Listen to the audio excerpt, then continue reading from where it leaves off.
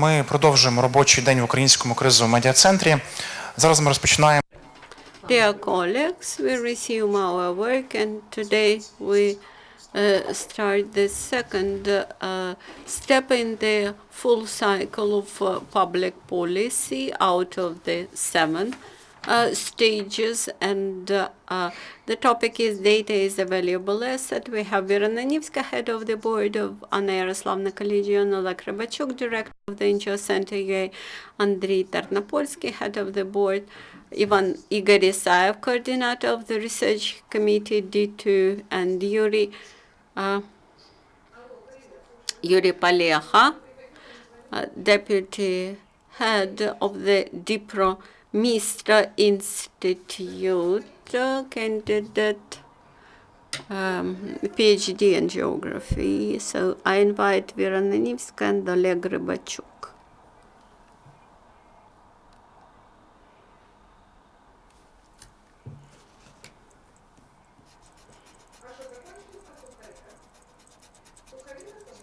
Would you please switch on the mic? Good afternoon, everybody. I'm happy to be here again. I'm happy that we continue this work, which is called as follows: the full cycle of public policy. Oleg Rybachuk, Bogdan Kravchenko, and me, and the big team of our colleagues of Centre.UA and Yaroslavna Collegium, and other our colleagues will briefly discuss their part of work. We all believe that reforms are not as that no reforms are so difficult that people are unable to understand that you won't see any description of the reform containing just 3 sentences describing the basics of the reform and explaining why it should be this way, how it prevents from corruption, etc. So the full cycle of public policy, the first stage is formulation of the policy agenda.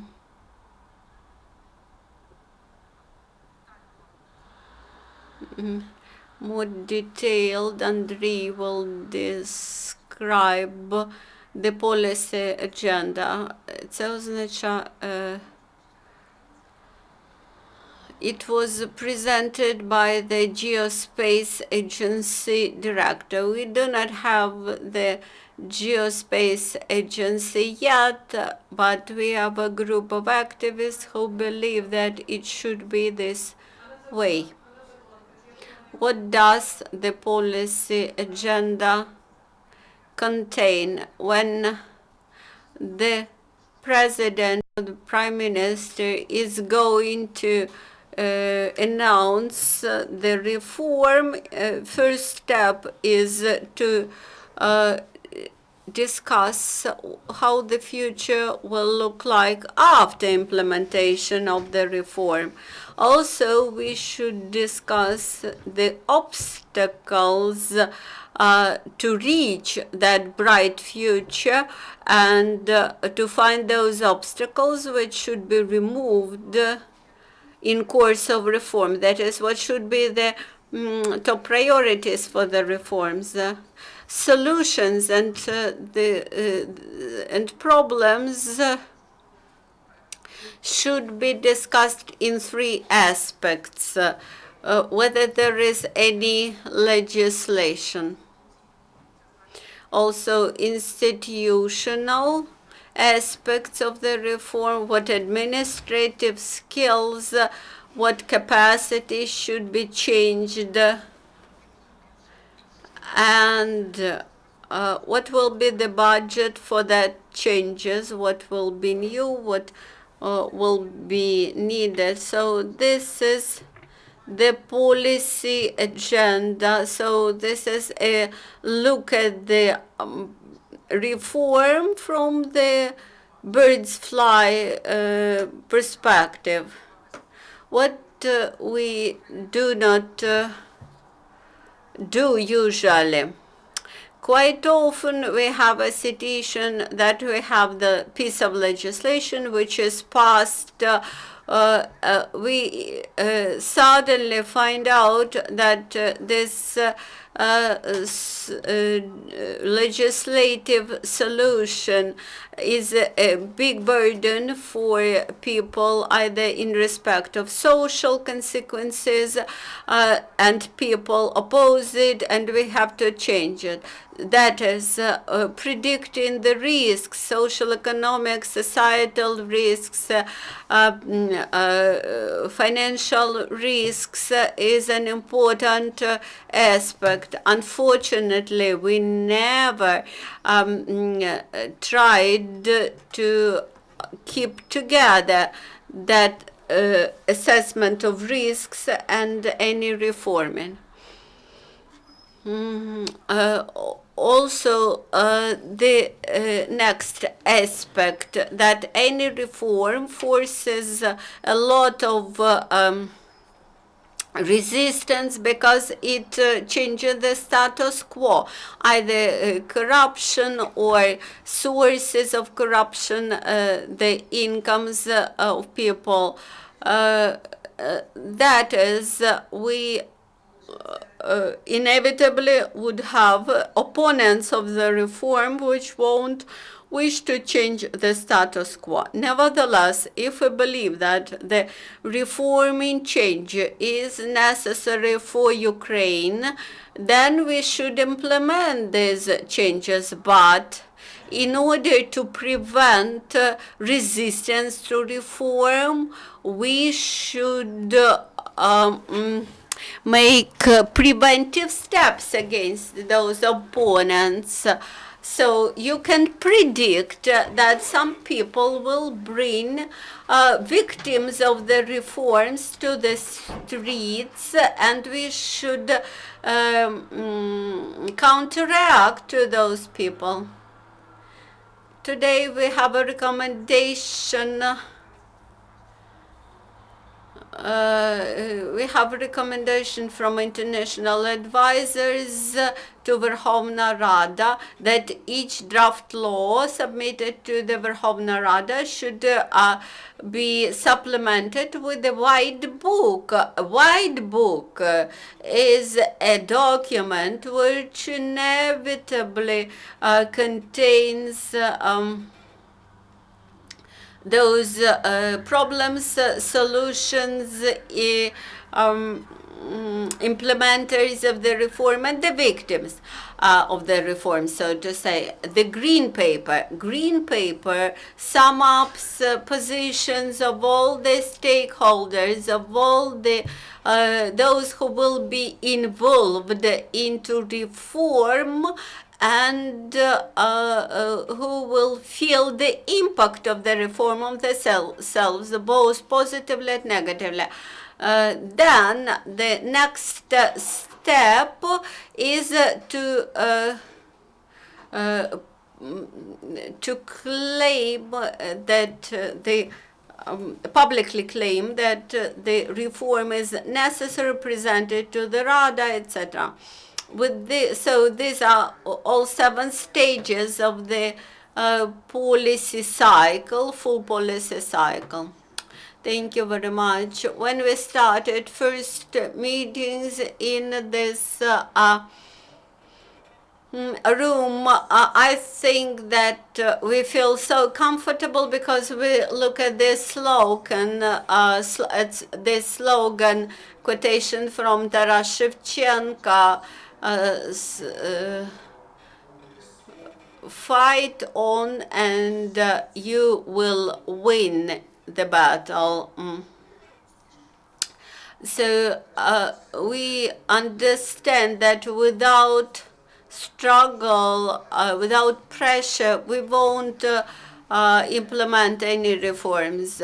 From the first time when we were here, we witnessed some changes at the highest level. We already had several interesting meetings at the top level of the government, and I clearly see that they change their attitude, they change their vision. Many people in the country try to understand the full public policy cycle. Also, we observe that civil society has been changing, and broad public is not a permanent force. It is a very volatile force, and changing is a very painful process. A personality, an individual, is able to change something inside the personality at the level of 1-2 bad habits per year. That is, to get rid of 1-2 bad habits per year.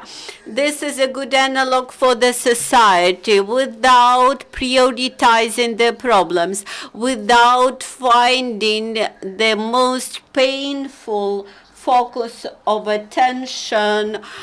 We will simply disperse our energy and won't be able to act in concentrated way. We have to review what we have, what we possess, and with what we should work. That's why we need to have data, we need to have information. We met Andriy, and I'm very happy. And at many meetings, speaking about Euro integration, about the city-state administration, about the city's problems, about all sorts of issues, we come to this conclusion.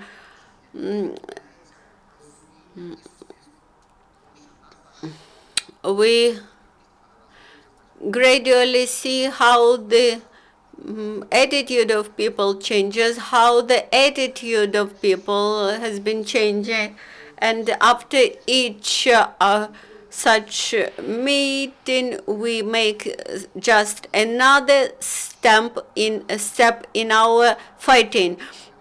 I believe that at the end of this full policy cycle, when we come to the parliamentary hearings, there will be quality new level of discussion, and we are ready to it from the very beginning.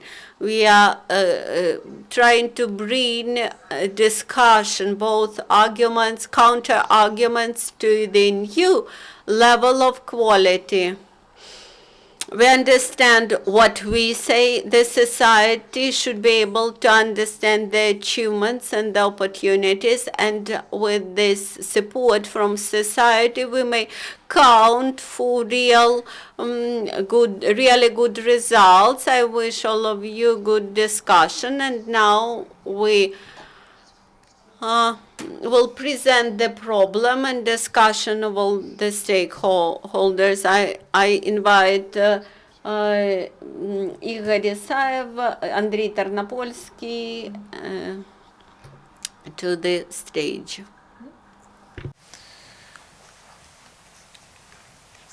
Andriy Tarnopolskiy. Andriy Tarnopolskiy,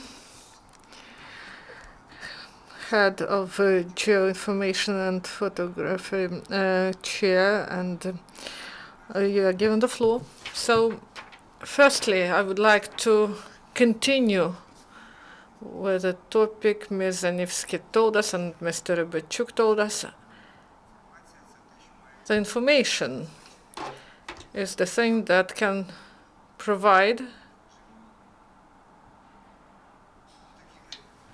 our state with a platform to move ahead. And we carried out analysis of our work, and we have understanding that infrastructure of geoinformation in NSDI, as they say, NSDI, if is infrastructure that is the platform for any movements, any steps in the country. This is the system of control, of monitoring, and provision of information to the public about the decisions taken by the government and in what way the society can request actions from governments. And the introduction of geoinformation will be the indicator of all those changes in the country that are happening now. And we understand that speaking about it, the main role is played by data, and we try to find out about the situation with the data in our country. We have kilometers of paper archives that have many papers that in some time, according to instructions, they are destroyed, and the country do not know what was 20 or 30 years ago. I mean, objective data. So we didn't identify yet what is official data and how to get access to this data. There is a law on access to public information, but this law works in a wrongful way. There is no accumulated and codified data to address, and we do not know how to write this request to get this data. And what is the replacement of the system? This is Google. Google knows everything, and you can address there, but we do not know whether we will get official data. We do not know the price of the data, and we do not know whether this data is up to date. And we should structure the data, digitalize the data, and to form databases and the system of integration of data. Because the society previously and business also, they are interested in integrated data, not just separate data from about different things. So we have portals that provide information that differs. And the recent example is portal of the Ministry of Regional Development about the they provide information and cadastre map, and the borders of the oblasts are reflected differently, not only in meters and 100 meters, they are measured in kilometers sometimes. And it shows that non-systemic approach to data leads us to errors. And what is the border of the administrative unit? These are the responsibilities of local government and their rights and implementation of their rights and obligations. So also today we are speaking about data, that this is the main unit of infrastructure, but we do not know how data is created. We do not know proper rules. And there is a question, what is data? Whether it is good, and if we believe that this is good, so we should use the approach as to the goods. So the standards, classification of goods, order of its selling or its return, responsibility for low quality products. So in the country they sell some cartographic data, and they have complicated system of assessment, and this assessment leads to the sending money to some state funds, and the data is not updated properly, and in 25 years of independence, no more than 2% of cartographic data was updated, starting from small maps and to 1 to 10,000. So according to instructions, they should be updated every 10 years, and only 2% were updated in 25 years. So we see that the state do not have money to update cartographic data and for any activities with the use of this data. So the question arises, what is the attitude towards this information? We prepared very simple presentation in order to see the common features of products, material goods. We took as an example a table, and we see how this good is made. So first we should plant a tree, then they should be cut and then processed. To the next stage they should create a design, and then finally we will get a table, this product. And in such a way the added value is created, and we know who pays for this. It is paid by end user. And the end user pays all those stages when he gets the product. And the satisfied end user, if the quality is high, so he will be satisfied with it. So data is not real product, it's a virtual product. And what is the product? The data or the right for the data? So we can make parallels with software or with disk, with some books or songs. What do we buy, a disc or a right to listen to a song? And we wanted to discuss this, but I believe that we buy the right to use the data. In such a case, there is an opportunity for the user in every single moment to get the right that is for updated information. This is the task of the state, to provide collection of the data and updating of the information and keeping this data up to date. And the updating is a long-term process, and it requires a lot of material and personnel resources. And if we make the same analogy with the data as to material goods, we should collect data, so some measurement should be made. Then we should process the data to visualize them, then we should actualize them, and then we should provide access to the updated information. So this is the matter of security, supply of data. So these are telecommunication systems of safety and security, of data and means of their supply. And separately, I would like to tell you that we may say that data is divided into selected data, and there is also sets of data that have open access and profile sets of data. They require some money, and I would like to say that the countries that introduced the system, they influenced economy a lot. In Australia, the structure of geodetic data is a branch of economy of the state.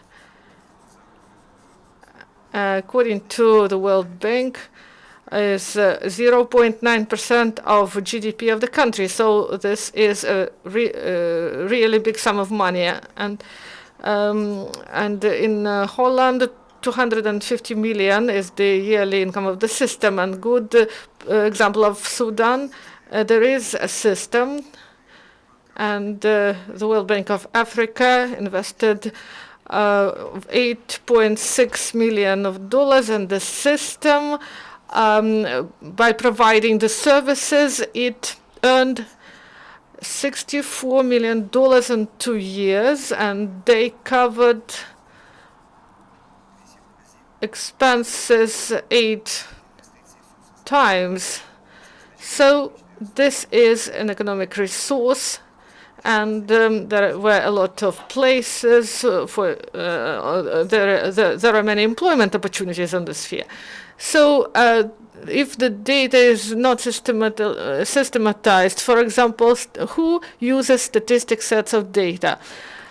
Rarely they are used to compose the systems. They are used just like statistic information by different bodies. And if we compare it with the geodetic data, we may see that we have large information resources. Vira said to us that it helps us to assess risks that can appear while introducing some reforms, and attributive sets of data that gives us the opportunity not only to see how the lands are used at the coastline areas, and not only about the distance, and it can be said whether some facilities are located legally or illegally at the near the water bodies, and it requires the access to integrated data.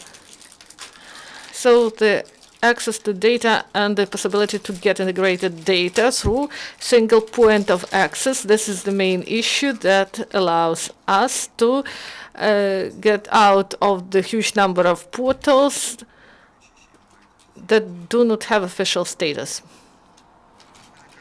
And here there is a question: can we realize the right to use data? And there is an issue of licensing. Who should license data?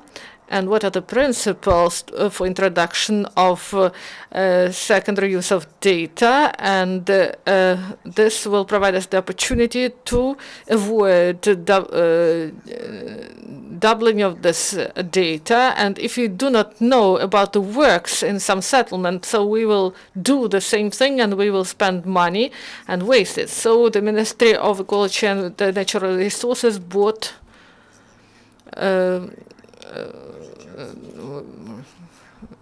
photos of some lands, and other organization also through the project of the World Bank created photo maps, and 2 times 50, so this is not 100 only for the state, and this money could be spent more effectively.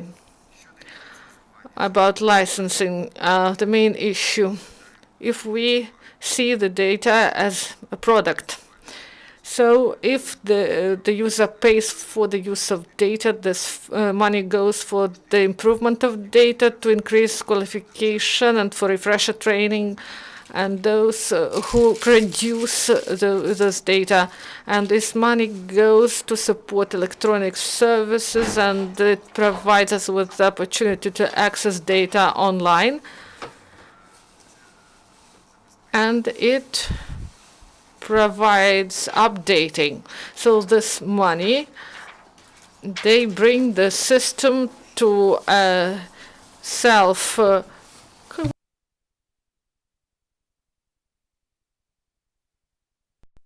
to cover its own costs and to support the system and to keep it updated. And so, for example, with the help of the World Bank, they created the national cadastre system. The first year, the financing of administering was done in a normal mode. Then the state provided the money for support of the system in September 2014. So this was the first money allocated, and there was less money than it was expected and needed by the system. And in 2012, some money were allocated in May or June. So if it is not for the money of the state cadastre that supported the system would have just died. And only self-sufficiency can play this role, and people should understand where they can get information, and they will be ready to pay money for this. So, speaking about pros and cons. So, if we are speaking about advantages, so this is absence of needing the money from the budget. Also, they do not need control from state officials. This is forecast and also access to integrated data and guarantee to update the data. And also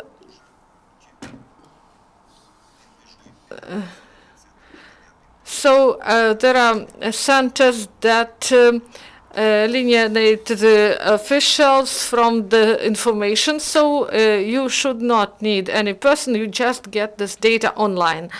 What are the disadvantages? The main is that you should pay for this. But there are no free services. If there are some services for population that are free of charge, someone else pays. Maybe a taxpayer pays, and if we see this issue broader, if this data is free of charge, for example, some data exists and the business uses it for getting profit. And if business uses it for profit and we as taxpayers pay for this, so I don't believe in social justice. But some elements of it exist, and why should they pay the money that some businessman or some entity would get profit for this, and they do not share this with me? So this is the main drawback, because the society should understand that they should pay for data and for access to the data. And I would like to give an example that everyone now pay for their phones, mobile phone services through terminals, and do you bother that you pay some commission for this? But there is this commission is rather high, and people, they understand that for this service you should pay. People understand this, and they agree. So if you don't go to other part of the city in order to get some certificate, and you can get it through the internet. And of course, I will do it online and pay money for this. And if the data is not a product, so what are the advantages? So everyone has free access, but what are the drawbacks? I can tell you honestly, an example of the cadastre system, that the resources are lacking in the state for this, and we won't have this money, and the terms of the realization of the project, and also doubtful the opportunities to realize this project. And the advantage is free access, and all of us, all the citizens of Ukraine, we would pay it in increased taxes. The comprehensive data or integrated data, this is a final product that the final user should get. The users are businesses and civil society. What data we can obtain? You have QR code here that anybody who has obtained this data and paid for them, any person can legally use this data. Whether these are some certificates, some confirmations, and for supplementary information for the real estate register, etc. What issues we would like to discuss with the expert society, with the expert community, sorry. In your handouts, you will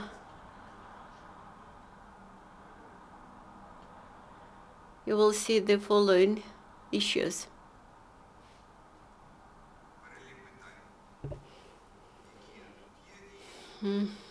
So we have this is the list of issues and also two problems to be discussed. Producers of data, they do not have funds for creating the data. That's why they can produce those data non-systemically, but randomly when there is an opportunity. So the risks of donor funding, the major issue about donor funding is who is the owner of this data.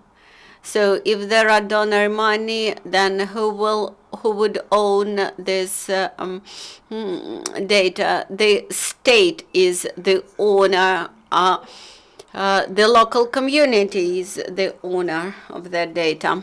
And with this, I would like to give the floor to my colleagues and later discuss some of the issues related to formation of data as a commercial product. So we have an expert from the international organization CIGRE. We have Mr. Igor Isayev.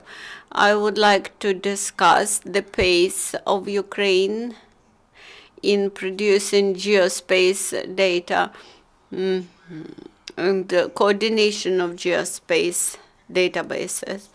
Back in 2002, I faced a situation. At that time, I was dealing with the communications area, and I was invited to the Committee on Communications where we discussed the issue about inefficient use of frequencies in communications, but soon the idea was forgot. When in 2010 I became director of the Institute of Communications, I initiated the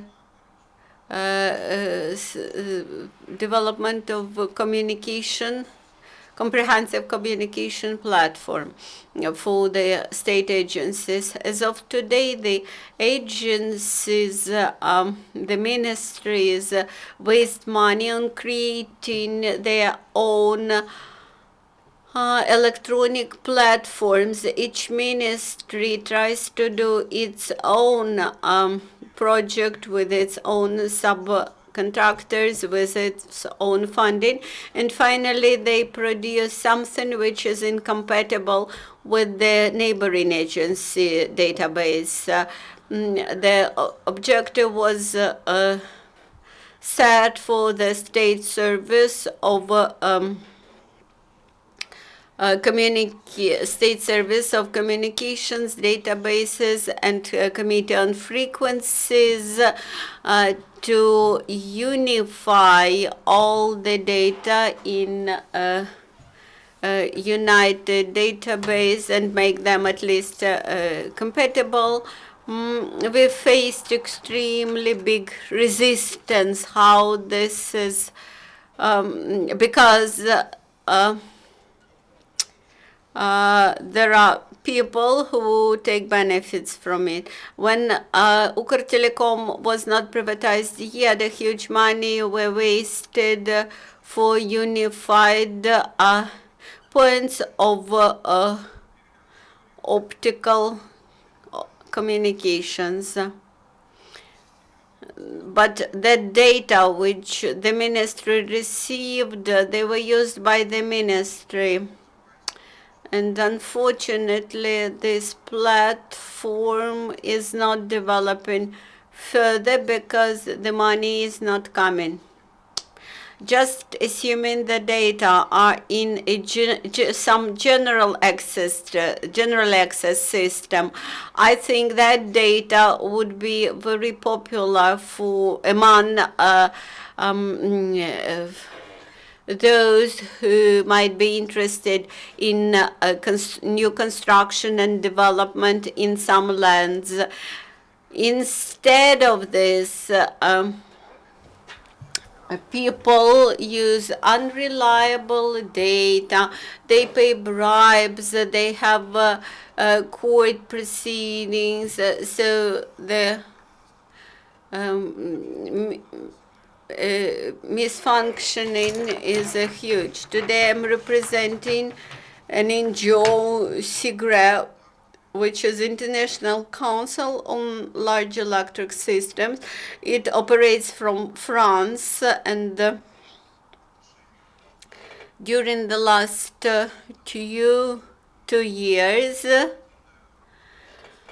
we steered up our work in terms of geo-informational space, and this work is funded at the level of the states in the EU.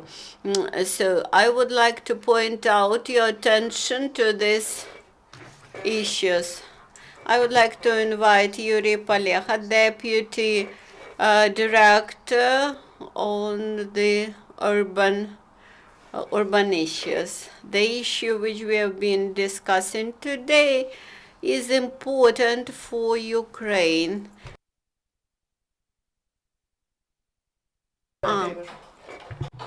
So I think that the focus was made correct, and we should analyze whether this product and who should pay for this product. And I would like to remind to you that there is such wording that this system, if we take 100% of it, 10% is software, 10% hardware, computers and other means, and 80% this is data.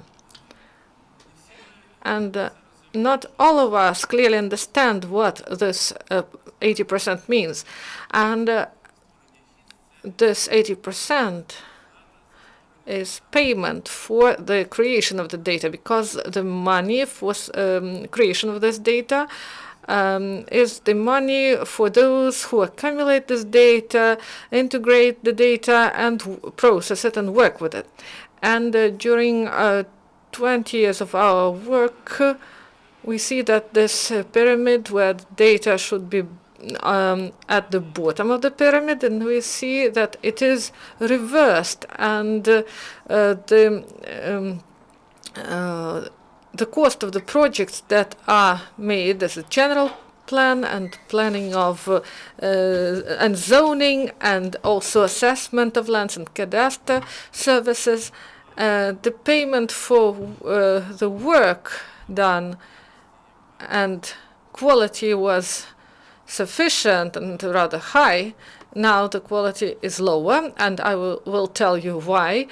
And it's about 10% from the overall cost of the project, because we had to pay for software and for the money that is compared as they pay abroad, and also hardware it cost as it should, and the work of specialists, it was not valued enough, not only in our organization but also in other organizations that work with this data.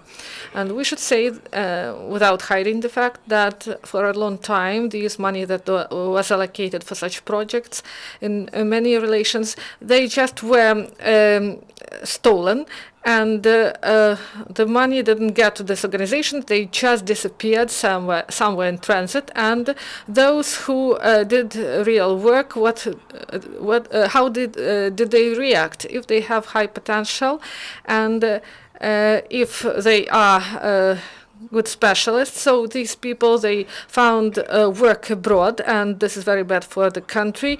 And or they got the money from other sources. And then this issue that Andriy told us about, who pays and what to do with the fact who is responsible for the data and how we can get free of charge data and whether they are really free of charge. So we should separate the issues. So there is a basic set of geodetic data, and that was established by the draft law that should be provided by the state, and there are profile sets of data, and there you should look, because there is part of money that can be provided by the state,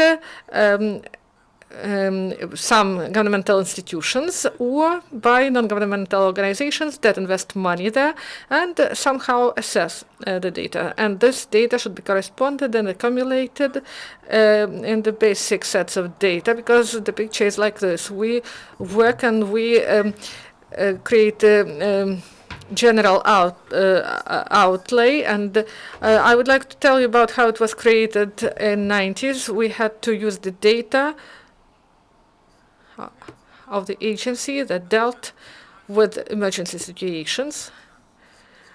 So there was a scale 1 to 5,000. So the state couldn't provide the system that corresponds to world standards, but it wasn't even correlated within the state.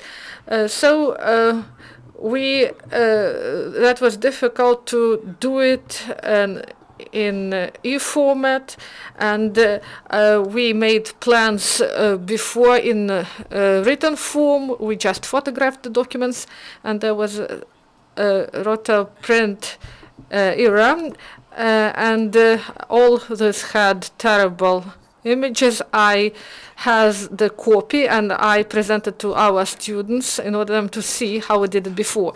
And starting from the late 90s, we started to introduce the standards and the system, and many of our officers of different level, they believe that this work should not be paid for. But I'm sorry, but for $200, the good specialist won't work for this, for creating the data that will be in the system of coordinates. So this is payment that is too low for the specialist, and the person gets the money, much more money, and by selling this data.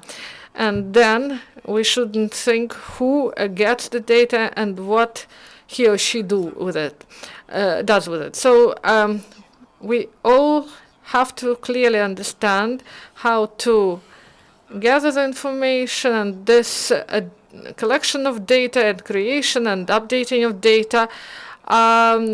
This needs to, the specialists who do this, they should be properly paid. And when we allocate money for different problems that are carried out now, we should think about it. Maybe these are unpleasant things, but they are real. We lose specialists who for many years worked on the creation of geodetic data. Some new young specialists come and they leave. The best of them go to other organizations. Someone goes abroad, and we should provide conditions that for those who work on the data, and they should have opportunity for young people to work and not to find second job in order to support himself. I work for a long time in this sphere, and I'm convinced absolutely 100% that we should solve this problem, because otherwise everything else won't matter. I won't take much time. maybe in the process of discussion I will add something, but the second question that my colleagues raised that was implementation and integration of data in the overall national and regional projects, and now we have a problem of coordination of data, and as my colleagues told about the means of communication, and now we assess lands, and when we request the data, they say that this data is classified and we cannot provide it to you. So this is the communication means cost, and it also includes it also added to the price. So we do not know why this information is secret. There should be access to the main data, the basic data that are in all the fields, and we cannot even ask this question. And next example is general plan or detailed plan. We enter the data, and they say that if you entered some information about electricity, we would see the break. Maybe there is a wire somewhere. And for 16 years, we lived first 16 years of the 21st century, and we still have such questions. And they said that we should have a single cadastre, a single system. And sorry for taking too much time, but these issues that needs to be discussed, and we should think about solving these issues. Thank you, Mr. Igor, Mr. Andriy, Mr. Igor. And now I would request the audience to ask your questions, your comments, any ideas. Please don't forget to represent yourself. I'm Natalia. I'm an employee. I'm an officer from BRDO office. I agree with you that the work of people working in this geoinformation project, it should be paid, and our group is now developing the draft law which provides for adequate payment for electronic data, electronic services in the area of land cadastres, geoinformation cadastres, etc. And gradually we provide for paid services in each of these areas which you described, and we hope that data about payments and fees will be reflected in the general data about the land object, for example. So I think that this will improve gradually. Any comments, any questions, please don't forget to represent yourself. And Savage Yuri, 3 months ago, I used to be a head of the Secretariat of Verkhovna Rada Committee on Construction. Thank you for today's session. I would like to say a couple of words about the globe of Ukraine. The state cadastre had been established in 2006, and 10 years later, updating it is almost not updated. What do we not take into account when we approach to resolving the national the national scale issue? The state starts to do something in two cases: when there is the threat to where there is security risk, and a good example is the positive change in military area during last 2 days. Or the second driver pushing us to do something is when something becomes extremely expensive. That is, we cannot expect that the state will sponsor something or support something or finance something. I do not have such an idea. The last year, I saw the Ministry of Economy's report about 548 different programs, while the state law provides for national programs, and all the programs immediately became the state programs, the national programs. All the programs immediately became the national. Of course, those programs were financed at the level 5.7% or 0.2%. So what could be done in the state program if you pay just 0.2%? So the question about reforms, consolidation with the civil society organizations. I think that organizers of this event wish to consolidate the civil society organizations. I'm also representing civil society organization who try to optimize the use of the geoinformational data, but I think that we should unite our efforts, and on the account of this organizations, we should cover this path together. Also, the sanctions. Just look how quickly the sanctions as to Russia had been employed in Ukraine. Let us suggest the same scheme with sanctions as to those organizations which illegally use geoinformational data. This organization should be put into the blacklist with the consequences. NGOs may form that blacklist and submit to tender committee the list of the companies which are piracy companies using piracy data. Unless we manage to form rather strong funding in this area, available for funding, rather strong monies, rather big money available for funding in this area, we won't be able to move in right direction.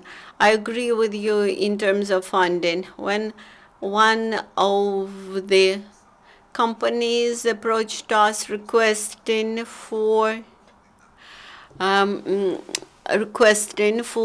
preparation of tender package, so we played our part and officially indicated that the data were obtained officially from us. As for the legislation, there might be alternative way. We may have a legislation that data becomes official from the moment when they are publicized in the system of geospace information. So when the data are published, then they are official. Unless they are published in the centralized geo system, they are not taken as official. Here we took an example from the state law on land ownership. where it is about publication of information in cadastre, in land cadastre. But I agree with you that we should have a set of measures bringing all the data into a system. Here on the slide, we showed that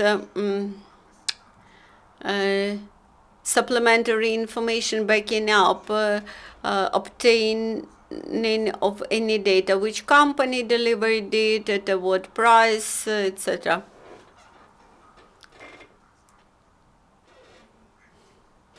And I agree with you that in shadow market, the trade in data is rather proactive. If a person is not properly paid for its work, this person will of course try to sell the commercial benefits from this product. Also, I can provide an example with commercial cadastre map. We buried the entire shadow market of illegal business on issuing certificates about free land plots. So the objective is to bring everything into the light from shadow and to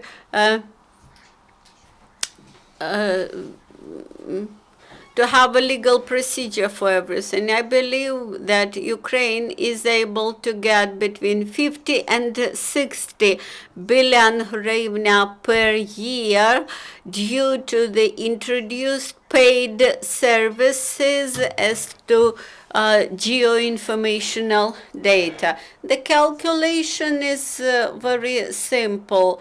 How much money does the household uses for getting geoinformational data?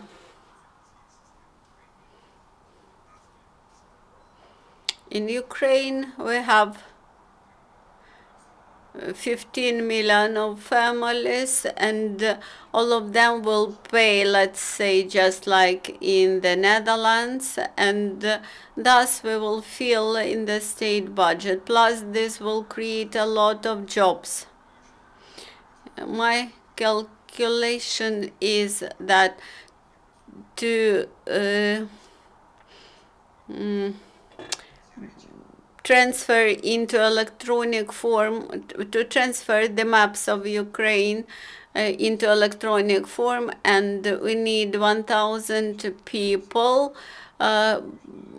digitizing the maps, paper maps, into computer form, and this would require more than 5 years. So this is a huge resource. The state will get salaries, tax revenues, and a lot of jobs. Dear colleagues, any suggestions, any proposals, remarks? Since there are no further comments, let us finish this meeting. So I hope for the next